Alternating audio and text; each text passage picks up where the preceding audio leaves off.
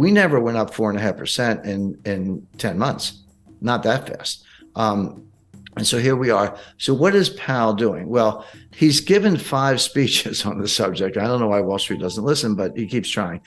He said the same thing every time. He said, inflation is job one. We're just going after inflation. Believe us. There is going to be a recession. Unemployment is going to go up. There's going to be pain. I've never heard a Fed chairman use the word pain. He used it 5 times in one paragraph in the Jackson Hole speech. And that's what we're doing. And believe us when we say it. Now, how long will he raise rates? How quickly? And what's he trying to do? Powell is trying to get to something that he calls the terminal rate. But the definition of the terminal rate is it's a rate that's high enough to cause inflation to come down on its own without further hikes. So we'll get to a level, and then inflation is coming down, by the way. And in the last 5 months, it's gone from, in the U.S., it's gone from about 9% to 8.7, 8.2, 7.4, 7.1. So it is coming down. Having said that, the target is 2%, and 7.1 is still a far cry from 2. So he's not there, but he's making progress. Now, so here's I hate to use the word conundrum, but it kind of is. Wall Street's saying, you're done. You did it. Mission accomplished. Inflation is coming down. You got what you wanted. Give it time. Stop raising rates. You're going to kill the economy. But the Fed is saying, well, we actually don't know. We can't untangle it. Yes, inflation is coming down. That's objective. But is it coming down because we're still raising rates? Or is it coming down because we're at the terminal rate? Those are 2 different things. And right now, and this is what Powell's been saying, the Fed leans to the view that they're not at the terminal rate, that inflation is coming down because they're raising rates. They have not achieved the terminal rate. So my expectation is the Fed will raise interest rates 50 basis points on February 1st, and then probably 25 basis points in March. March 22nd is the Fed meeting after that. So those 75 plus the 450 we have now, that'll get you to 5.25. And even the more hawkish members think that that's probably the terminal rate. So Powell and the Fed have said, yeah, inflation's coming down, but it's because we're raising rates, not because we're at the terminal rate. We're going to get to the terminal rate, probably 2 more hikes, and then we'll pause. And then if we're right, we'll just let inflation come down on its own. And that may take a year. So all this stuff about the Fed pivot and cutting rates and all that stuff, I mean, the Fed's thinking mid-2024 before they do that. Now, Wall Street are saying, no, you're not going to get that far. You may be at the terminal rate already. You're definitely going to cause a recession. It'll be more severe than you think. And rates are going to have to come down sooner than people expect. In other words, you've already achieved the terminal rate. You just don't know it. And you'll probably be the last to know. So with Wall Street, with the cheerleaders, sending that message, but with some serious market indicators, including yield curves, sending that message, why is Powell sticking to the game plan as I described it? And the answer goes back to 1980, believe it or not, and what's called the Volcker mistake. People forget that there was a recession in 1980. It was sharp but quick. It was over very quickly. It had nothing to do with monetary policy. The Carter administration issued some dopey regulation on a ceiling on credit card interest rates. And the industry said, fine, we're just not going to lend anybody any money. The economy fell instantly, kind of like a smaller version of what happened in 2020 with the pandemic panic. And then they said, oh, sorry, just kidding. And then they took the ceiling off, and then things got back to normal.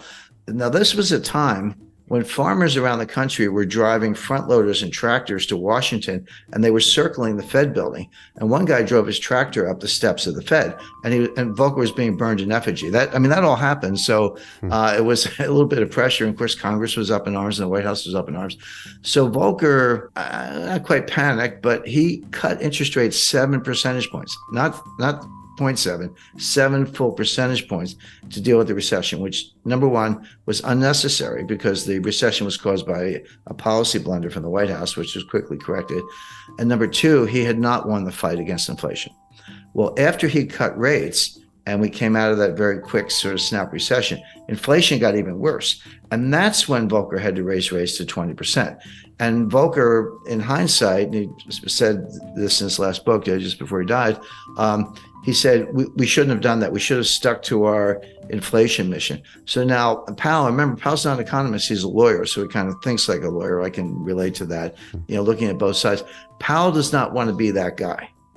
He does not want to be the guy who balks early and cuts rates, the famous Wall Street pivot, before the battle against inflation is won, because the outcome could be exactly what Volcker experienced, which is inflation wasn't done, doesn't go away, comes back stronger, and then you do have to destroy the economy, as we did in 1981-82. That was the worst recession.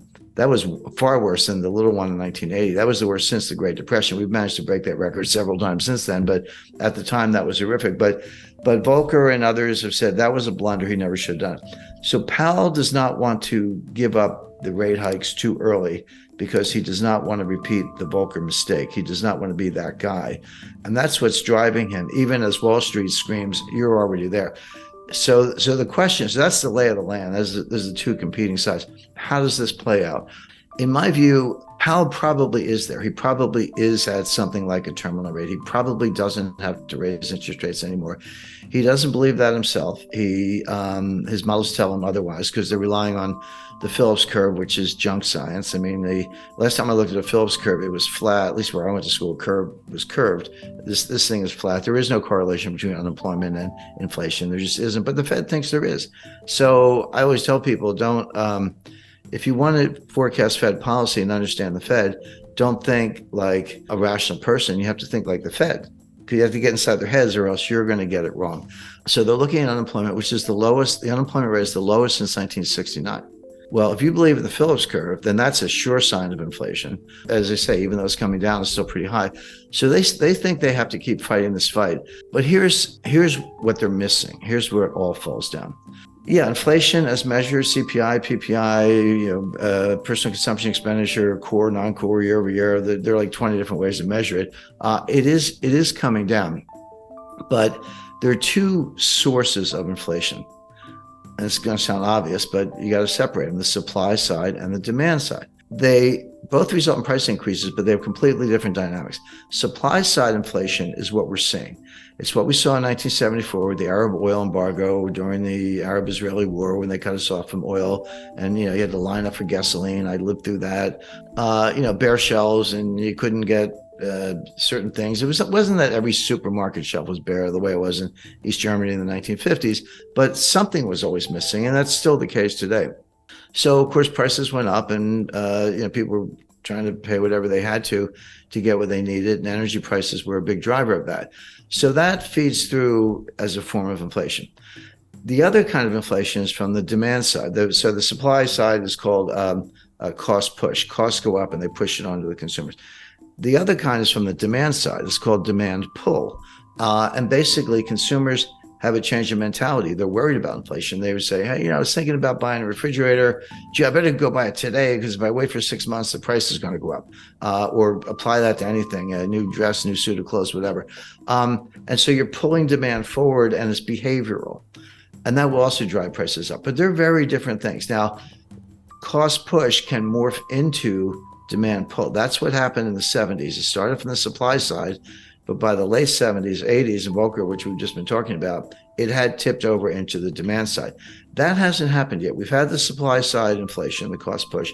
It hasn't yet tipped into demand pull. It hasn't really affected consumer behavior that much in terms of people anticipating more inflation. It could, but it hasn't happened yet. Here's why that's an important distinction. Cost push inflation negates itself. The old saying that the cure for high oil prices is high oil prices because people can't afford it. Maybe if demand is inelastic, if you got to fill up your Ford F-150 truck with gasoline to take the kids to school or go to work. But if you're unemployed, you're not buying any gas because you're not leaving the house. So it tends to negate itself, whereas demand pull feeds on itself. Powell has not made that distinction.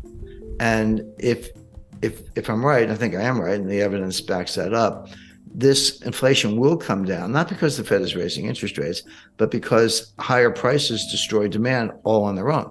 If I used to pay $75 to fill up my truck with gas, and now I have to pay $150, which is about right, I'll do it because I got to get to work. But that's $75 I'm not going to spend on something else. I'm not going to go out for dinner. I'm not going to go to a show, a concert, or buy a new camera, whatever it might be. So it does tend to depress demand, destroy demand, and hurt the economy. And then it slows down, and then the inflation comes down on its own. That appears to be happening. But Powell hasn't really made the distinction. He's fighting the last war. I hate to use a cliche, but he's fighting the Volcker War. And what he's got looks a little bit more like the Herbert Hoover War. That looks a little bit more like the 1930s than the 1970s. So the bottom line on all this is the Fed is going to raise rates at least twice more for the reasons I mentioned. Powell doesn't want to repeat the Volcker mistake. He thinks the battle's not won. He has to get to the terminal rate. In reality, he's probably already there, if there is such a thing as a terminal rate. It's another one of these things they made up. Inflation is coming down, and so will probably continue, but for really bad reasons.